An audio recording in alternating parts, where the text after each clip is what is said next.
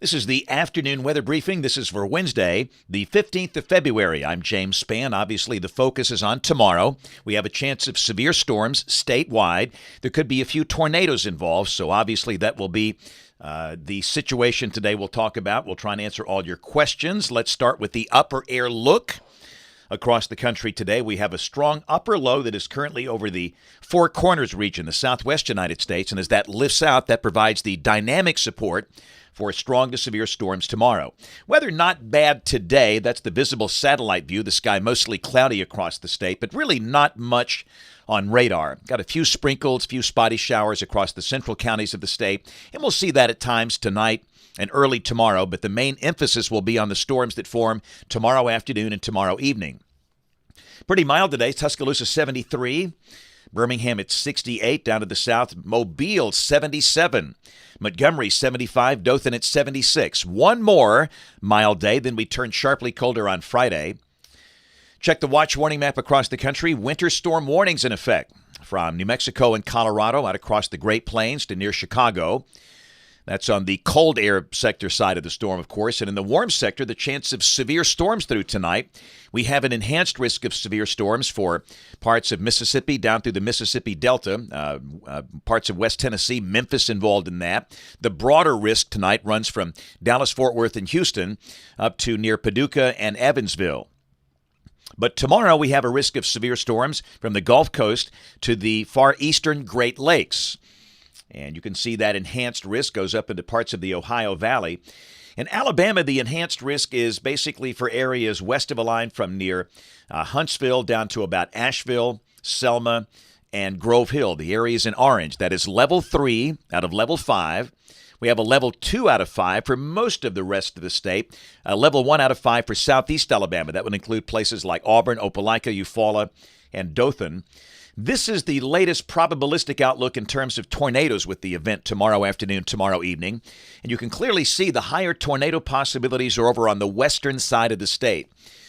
We have the hatched area, and by the way, that means there could be a strong tornado or two in that zone. That's by definition EF2 or higher.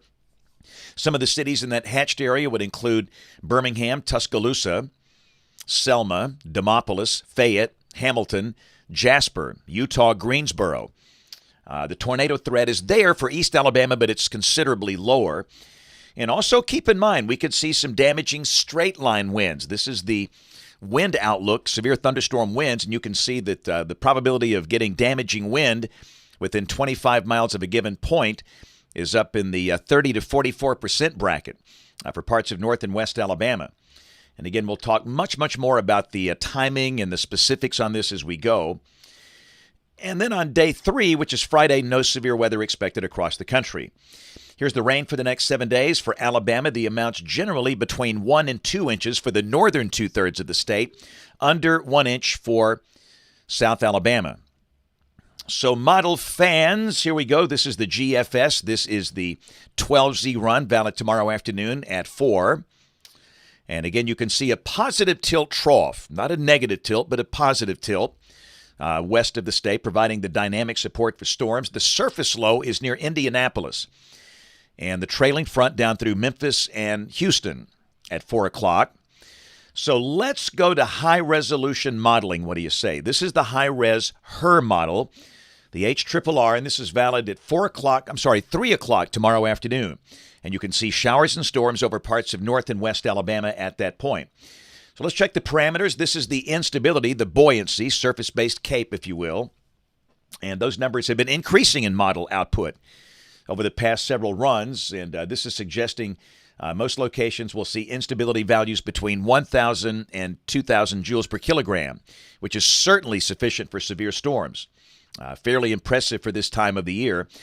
The wind field's not as impressive as they could be, but still, that's certainly sufficient for some rotating updrafts. That's the SRH, the storm relative helicity, veering of the wind with altitude in relation to storm motion.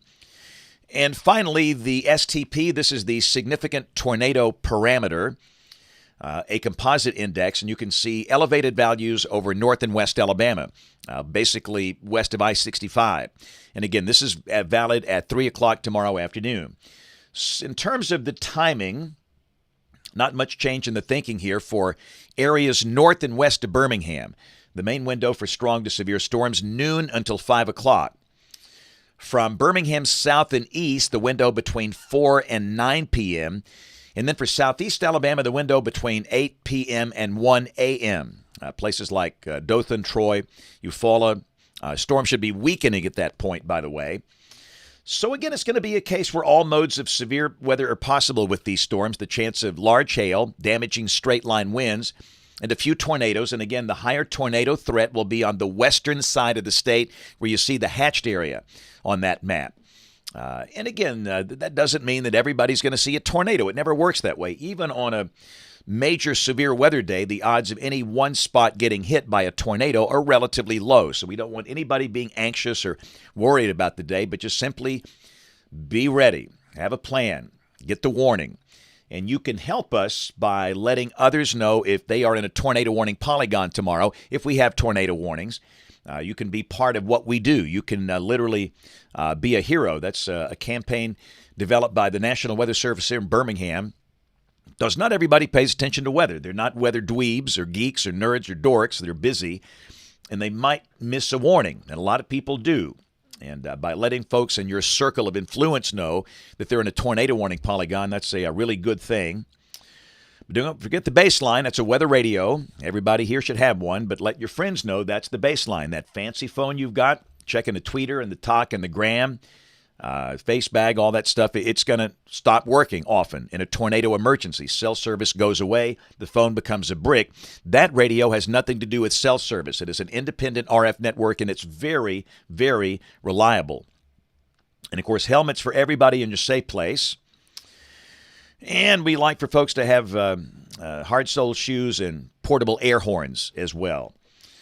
So, again, that's the situation. Just be prepared. Get the warnings, have a plan. We'll get through the day together just fine. Friday, clearing and colder. North of Birmingham, 40s.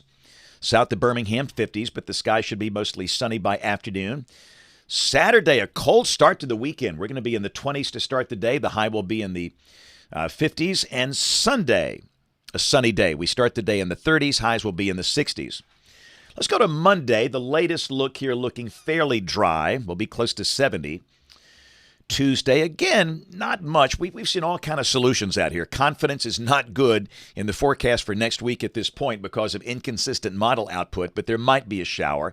This is a week from today. This is Wednesday, the 22nd. A little shortwave over Arkansas, and that would suggest maybe some active storms coming in here by Wednesday or Thursday of next week. But at some point toward the middle of next week, we should have rain returning. Let's go out 10 days. This is Saturday, the 25th. Got a northwest flow aloft and a dry air mass, and it should be pretty mild. This is rain for Birmingham, coming off the European ensemble. The mean between 3 and 4 inches between now and the 2nd of March. And temperatures, that quick shot of cold air coming in here on Friday. Notice 77 tomorrow from the National Blend of Models for Birmingham. Goodness, if the sun can peak out, somebody might hit 80. And that's one reason the instability values are going to be higher. But the high Friday dropping to 50. And again, this is for Birmingham. Your number could vary. 50s on Saturday, 60s Sunday and Monday, then 70s again by Wednesday, Thursday of next week. In fact, Wednesday of next week, we're showing 77 again. And hot off the presses, the latest CPC guidance. This is for the 23rd of February through the 1st of March. Temperatures above average across the southern states, where we are below average back in the Pacific Northwest. So one more time, for those watching live, and for those that are not, we do these live on Facebook and YouTube. It's a simulcast. This is the latest convective outlook for tomorrow, and we have an enhanced risk over much of central and west Alabama. The areas in orange, that's level 3 out of 5. And in terms of the tornado threat, the higher tornado threat will be basically along and west of I-65 in that hatched area. And again, based on the forecast parameters, there might be a strong tornado involved. By definition, that is EF2 or higher. And again, the timing for areas north and west of Birmingham, noon until 5. Birmingham south and east, 4 until 9 p.m. tomorrow. And then southeast Alabama, 8 p.m. until 1 a.m. The bottom line is just be sure you have a way of getting the warnings. and have an action plan. Be sure everybody in your family knows about it. And again, please consider helping us as we go through the day tomorrow. And again, there's a lot of folks that we just can't reach. And again, you can be a big part of the process. You can be a hero. And a lot of folks certainly pay attention. If you're watching this video, then you do. But again, some folks just don't. And again, we're not faulting them. They're just busy. All right, so let's roll some Pepsi Kid Cam real quick. I had a busy day today. The first stop was in Chelsea. Saw a good-looking group there. This is a homeschool group down in Chelsea this morning. I thought they were looking great. Love it when the homeschoolers are there because we got the mamas and we got some daddies, and they were looking good. So again, to everybody down in Chelsea at the community center, I like that shirt, by the way. It's a Hail State shirt right there. Thanks a lot for a great visit today. And then went over to Greystone Elementary in Hoover. Wow, look at the ocean of humanity here. Had the whole school packed in the lunchroom. And K through 5, and we talked about kindness today. And love the cookies. Go Jags. Of course, all the kids at Greystone wind up at Spann Park High School. And I like those cookies. Yeah. Even trolls better respect the Polygon. But again, I've had the chance to spend a lot of time at Greystone Elementary. That's just an amazing school with great teachers, great leadership. So again, thanks so much to the folks down in Chelsea and the folks at Greystone for that great visit earlier today.